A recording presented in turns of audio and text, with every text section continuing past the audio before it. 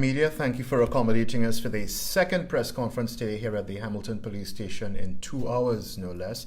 The Commissioner of Police, Mr. Stephen Cobishley, is this afternoon going to address you on police activity in the aftermath of the lifting of the shelter-in-place regulations. Of course, those regulations were lifted at 6 a.m. last weekend, Saturday morning. Commissioner. Thank you, Gary. Good afternoon, members of the media. Just a press conference today, and I'll take some questions. Obviously, shelter in place ended on Saturday at 6 a.m. and the Bermuda Police Service continue to work with the Royal Bermuda Regiment across the island. And we had a significant number of resources separated across Bermuda to respond to some of the issues. Now, I'm sure many have seen some of the photos that circulated on social media over the weekend, which I found extremely frustrating, and I did express that in a couple of video blogs that I released. The reason why I found it frustrating is because there is a significant awareness by all in regards to the regulations and why those regulations exist, and they are there to stop the spread of coronavirus. And the guidance that exists is quite clear as well. Physical distancing, wearing masks in places where physical distancing is not possible. I recognise that many people in our community have been stuck at home with lots of different pressures. Some of those pressures around well-being, some of those pressures financially in regards to employment, quite a great deal with both. So the ability to go out and enjoy some space, some free time is really important to people. But we have to behave collectively in a way that is very much focused around spreading the transfer of COVID-19. And whilst there were cases that did take place that caused us concern over the weekend, they were in the minority. But this virus operates on the minority. It only takes the minority to cause us a problem.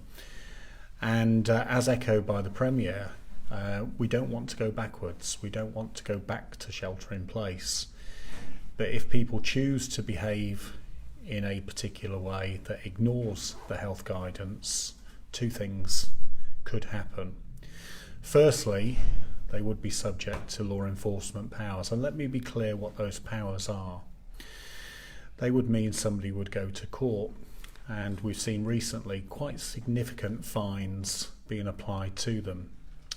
But also what it would mean is a criminal conviction under the Emergency Powers Act. And people should reflect on the fact that if they were to travel to other countries, that might actually prevent them from travelling. So it's a significant risk. But the biggest risk that they present is, as I've just said, about giving an opportunity for the virus to transfer. And that puts us all at risk. And it's not in the spirit of Bermuda, because the spirit of Bermuda is about working together as one community and actually observing what the regulations are. So the police and the regiment will continue this week, and we will give discretion. We will understand that people make mistakes, but we want everybody to work with us, because if they don't, we will have to address that through law enforcement action. I'm quite happy taking some questions. Why did this weekend you decide to be discretionary and not have any citations? Well, the issue is a lot of the things that were presented to us took place on social media, and there's some positivities with that, because people are actually sharing it and capturing it and actually saying this is wrong. But what it means is quite often it's taken place, we turn up, it's gone, they've moved on. But there are still some inquiries going on with some posts that did exist over the weekend. So it wasn't that we were soft. Quite often the things were presented to us after the fact. We also did a lot of work on the water this weekend. The Coast Guard are out and about. We also literally launched 2 new jet skis that gives us greater capability with the marine community. And we don't want to criminalise people. We want them to observe the regulations. So we will always apply judgment and discretion in the first instance. But if it gets to a point where behaviour is not taking place, that discretion may become quite thin and people will be on the end of law enforcement. It's very early days. We've got a real opportunity to protect Bermuda, but we need everybody to work with us. What were some of the most egregious examples that you saw? Well, this is often the problem, that in other circumstances the behaviour would be normal. People enjoying themselves on the beach. And we're not killjoys. We want people to be able to enjoy open space. And the weather this weekend was fantastic, particularly on Sunday. But we're asking people to take personal responsibility. Personal responsibility in regards to the guidance given by the Ministry of Health. Observing distance between each other. Wearing a mask if you do have to go perhaps into a business premises, most of which require them now as mandatory. We're just asking people to use common sense, self-responsibility, and thinking of other people.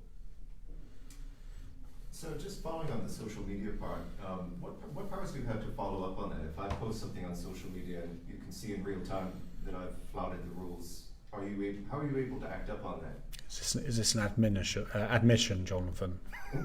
I'm only joking. No, my point is that if something like that happens, then we would normally, if we identify the person, offer some advice. But there might be something that's quite significant. It might be in regards to, I would have to come up with an example where we may have to take action. Everything is based on a subjective assessment of the risk of COVID transfer. And that's what's key. It's not about saying, well, you stood too close to somebody, you've now committed an offence. We've got to assess all the facts about things. But there's lots and lots of photos flying around social media. And the point that I touched on before, I actually take some positivity from that. Because when people are sharing it and when they are pointing out these issues, it means that people are collectively, in the majority, seeing it as wrong. And actually it's almost a form of the community policing itself, and those that perhaps may be embarrassed by that kind of photo will think twice on the next occasion. And one of the reasons why I wanted to do a press conference is because I do want this thing to be talked about. I do want the media to start reporting about things, because we can approach this positively and we can actually get the message across even further. The Ministry of National Security knows, I'm almost certain of this, is going to be seeking your advice on what the police are finding out there. We're in phase 1. How long do you think, if it continues like this, that, before we can get near phase 2? Well, I'm actually quite optimistic at the moment, and I think it's important in the first instance to identify some problems, and I think we've looked into them, and that's why we've been quite vocal. But we've got to move on together. Shelter in place when it started was very hard. It was hard throughout. And I'm positive that we will get through this, but we can only get through this if we work together. And also we're seeing a level of return to some form of normality across the island. One of the messages I put across the other day, that our roads policing unit is out and about. People have got the opportunity to enjoy a couple of drinks, but it shouldn't be done at the expense of then driving. And we're looking at some roadside sobriety tests coming back into play over the course of the week. And also we're addressing many other aspects of misbehaviour that we don't want to see return. So it's quite challenging, it's quite complex, and I'm extremely grateful to the continued support of the Royal Bermuda Regiment. But yeah, we're only about 48, 72 hours in. Yes, it's going to be a big challenge, but yes, let's keep talking about it and let's all try to do the right thing. I'm hearing that restaurants are tinkering with the law a little bit here. No doubt they've lost thousands of dollars. They're supposed to do, delivery outside on the curb, etc. But I'm hearing that some laws are being broken there. Well, I mean, unless you're going to present an individual case, I can't comment on that. But in general terms, certainly we engage with the Chamber of Commerce, a communication that we've got going out today. And indeed, if anybody is running a restaurant with a takeout delivery, I recommend strongly that they follow the lead of some of our supermarkets. Get out there, put some tape on the road, 6 feet apart. It's amazing what people observe when things are in front of them, and that in itself will help people queue with physical distance between them. And I'd really like to see some initiative by the restaurants to manage the environment around where they work, because it's good for their business and it's also good for us because it means that we're working in partnership. Sorry, just how much say do police have in terms of if it was felt that we would need to revert to restrictions? How does that part work? Do you advise the Ministry of National Security? No, I mean, we work as a partner within the Emergency Measures Organisation. We also have a separate operations group, which is the various departments within the Ministry of National Security. And I think one of the things that's working extremely well across government and led by the Premier is a collective partnership approach where everybody has a voice. And yes, there are some difficult decisions to take, but that's partly a part of leadership. And yes, there's disagreements, and we try to resolve those disagreements and find a way forward that's collective and in support of what the key priority is, which is the health of everybody in Bermuda. I'll rephrase my question earlier a little bit.